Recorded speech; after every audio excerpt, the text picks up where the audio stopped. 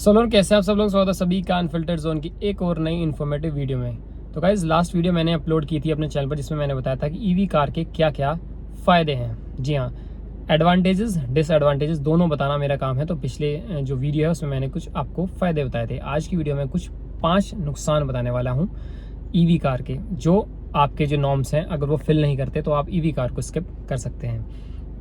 तो सबसे पहले नुकसान की बात करते हैं, वो है कि फ़िलहाल अगर आप ईवी कार परचेज़ करने जाएंगे एक एसयूवी वेरिएंट में तो आपको बहुत हाई कॉस्टिंग पड़ रही है। लाइक जैसे कि मैंने आपको पिछली वीडियो में बताया था कि मैं टाटा के शोरूम में गया था टाटा हैरियर देखने। वहाँ पे हमने पता किया कि जो 65 किलोवाट में हमें कार पड़ रही है टाटा हैरियर ईवी, वो हमें पड़ रही है 22 लाख के अराउंड। 22 साढ़े 22 तक हमें वो वेरिएंट पड़ेगा। अगर 75 में जाते हैं तो वो 22 से फालतू पड़ेगा। ऐसे ही आप MG में चले जाइए, MG हेक्टर टाइप में चले जाइए, वहाँ भी वो कॉस्टिंग आपको ज़्यादा पड़ेगा। आप महिंद्रा में चले जाइए, महिंद्रा में जो सब चीज़ है, ये गाड़ी एसयूवी में है और सेडान में, वो भी आपको 28 से 30 लाख तक ही पड़ेंगे। अब आप 28 से 30 लाख रुपए भी दे रहे हैं और आपको बैटरी कार मिल रही है।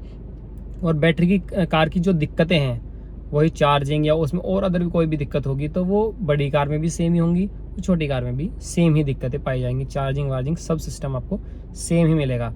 तो अगर EMI पर ले रहे हैं तो वही आपको 28 की भी 35 या 40 में आपको पड़ने वाली है इंटरेस्ट के साथ। तो अब 30-35 लाख अगर सिर्फ ईवी कार ले रहे हैं, आपके पास कोई डीजल पेट्रोल कार नहीं है, सिर्फ ईवी ले रहे हैं, तो शायद मैं मानता हूँ आपके लिए, क्योंकि आपके पास अगर कुछ चार्जिंग वार्जिंग की जो दिक्कतें हैं वो आप आगे इसमें चर्चा करेंगे कार में क्या दिक्कतें हो सकती हैं। लेकिन फ़िलहाल अगर आप सिंगल कार ओनर हैं और वो ईवी है तो कहीं ना कहीं आपको बहुत नुकसान उठाना पड़ सकता है। इसलिए मैं नहीं मानता कि ये वर्थ है कि आप 30-35 लाख रुपए एक बैटरी वाली कार पे, ईवी कार पर खर्च करें। सो ईवी कार के दूसरे नुकसान की बात करें तो हर जगह ये चार्जिंग इंफ्रास्ट्रक्चर है वो अवेलेबल नहीं है। देखिए हल्के हल्के अभी, क्योंकि जो ईवी का फ्यूचर है, ईवी कार्स हैं वो इंडिया में बढ़ रही हैं, लेकिन अभी इतना नहीं है कि आपको हर जगह, आपके जैसे मैं शहर सहारनपुर में रहता हूँ, जो छोटे शहर है वहाँ पे पेट्रोल पंप्स पे या हर जगह ईवी के जो चार्जिंग स्टेशन है वो उपलब्ध नहीं है। आप या तो घर चार्ज करेंगे, लेकिन घर से बाहर निकलेंगे तो ज़रूरी नहीं है कि आप घर से 10 किलोमीटर चलेंगे या आपको कहीं चार्जिंग स्टेशन मिल जाएगा। ऐसा कुछ अवेलेबल नहीं है। या कहीं अब नए जो एक्सप्रेसवे और हाईवे मिल रहे हैं वहाँ पर अगर आप चढ़ गए तो शायद कई कई मीटर तक कट ही नहीं है, वो बिल्कुल एलिवेटेड हाईवेज़ हैं। तो वहाँ पर अगर कोई भी ऐसी चार्जिंग की समस्या आती है, थोड़ी बहुत चार्जिंग है या आपको एक्सप्रेसवे टू एक्सप्रेसवे या हाईवे स्विच करना है, तो वहाँ पर चार्जिंग की दिक्कत हो सकती है। मन में एक टेंशन रहेगी कि मैं चार्जिंग कम है, आगे कैसे जाऊँ। तो ये बहुत बड़ी दिक्कत है कि आप दिल्ली नोएडा में देखें, NCR में तो आपको चार्जिंग स्टेशन मिल जाएंगे, और अब जो पुराने हाईवे वहाँ पर मिल जाएंगे, क्योंकि वहाँ पर रेस्टोरेंट हैं, वहाँ पर जो चार्जिंग स्टेशन आपको मिल रहे हैं। लेकिन जो नए एक्सप्रेसवे बन रहे हैं आपको वहाँ से जाना है तो कहीं ना कहीं आपको चार्जिंग की दिक्कत भी फेस करनी पड़ सकती है। घर पे वॉल बॉक्स लगेंगे, वॉल बॉक्स से ही चार्ज होगा। और अर्थिंग की बहुत बड़ी समस्या है कि अर्थिंग देनी पड़ती है हर जगह, वो गड्ढा वड्ढा खोदते हैं। हमने, क्योंकि मैं गया हूँ कार परचेज़ करने, तो वहाँ पर मैंने पता किया है अर्थिंग देनी पड़ेगी, अदरवाइज़ आपको वॉल बॉक्स लगाना पड़ेगा। किसी के घर अगर आप जा रहे हैं वहाँ पर चार्जिंग ख़त्म हो गई तो वहाँ पे आप चार्ज नहीं कर सकते, वहाँ भी अर्थिंग की आपको ज़रूरत पड़ेगी। तो चार्जिंग का भाई बहुत बड़ा ये इसमें अभी फ़िलहाल झंझट है। सो ईवी कार के तीसरे नुकसान के बारे में बात करें तो ये है चार्जिंग जो है इसकी वो टाइम टेकिंग है। देखिए अभी आप पेट्रोल डीजल भरवाते हैं, किसी पेट्रोल पंप पे जाते हैं, 5 या 10 मिनट आपको लगती है रिफ़िल करवाने में, आप चल देते हैं आगे आप जाएंगे रिफ़िल कराएंगे तो 5-10 मिनट में आप चल देंगे।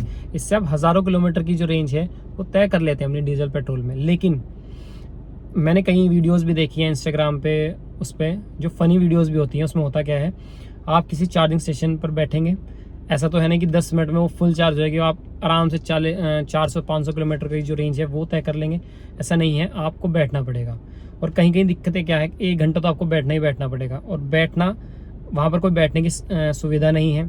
कहीं कहीं होता है कि रेस्टोरेंट भी ना मिले आपको कि आप चार्जिंग पर लगा के और अपना खा पी लेंगे, कहीं कहीं ये भी दिक्कत नहीं है। और एक दिक्कत और इसके साथ है कि ये ऐसा नहीं कि गाड़ी भरती रहेंगे आप चलते रहेंगे, आप 1 घंटा चार्जिंग, आपसे पहले जो गाड़ी लगी हुई है पहले 1 घंटे वो चार्ज होगी, शायद वो हटे तब आपका नंबर आए। इतना आपको कहीं अर्जेंट जाना है, कुछ टाइम से पहुंचना है, एयरपोर्ट पहुंचना है, तो शायद आप नहीं जा पाएंगे। तो अगर आपका सिंगल ईवी कार, मैं सिंगल के लिए ज़्यादा नुकसान बता रहा हूँ, क्योंकि अगर आपके पास कहीं आपको नॉर्मल जाना है तो आप ईवी कार उठा सकते हैं अगर चार्ज है। लेकिन अगर आपके पास एक ही कार है, आपको उसको चार्ज भी करना है और चलना भी उसी पर है, तो कहीं ना कहीं आपको नुकसान उठाना पड़ सकता है कि आपको वेट करना ही पड़ेगा। तो सबसे जो तीसरा नुकसान है सबसे बड़ा ये भी है कि इसमें चार्जिंग का जो है वो टाइम टेकिंग प्रोसेस है। पेट्रोल डीजल की तरह नहीं कि आपको टाइम पे पहुंचना है तो आप इजीली कवर कर लेंगे। ईवी कार के चौथे नुकसान के बारे में बात करूं तो इसमें रेंज एंजाइटी है।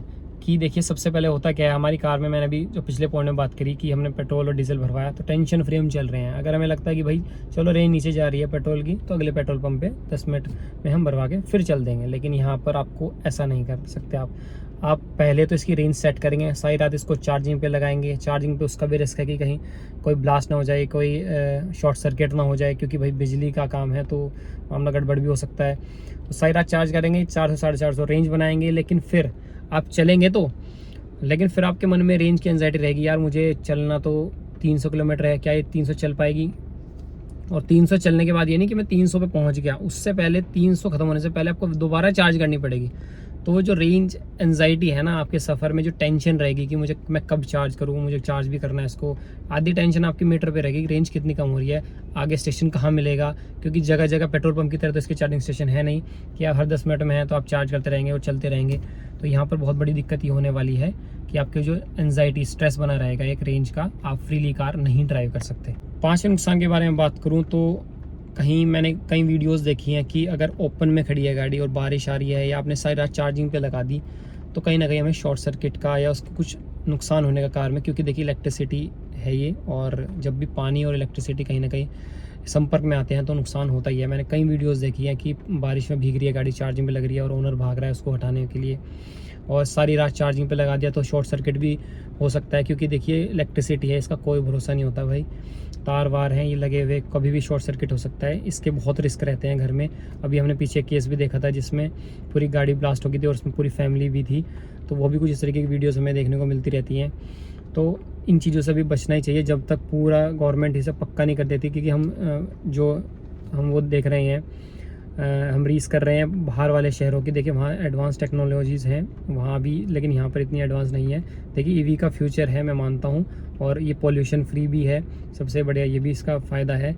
लेकिन अभी थोड़ा और मुझे लगता है वेट करना चाहिए। मैं अपना ओपिनियन बता रहा हूँ भाई, अगर आपको अपना ओपिनियन जो भी आपको लगता है ईवी बेस्ट है तो आप ले सकते हैं।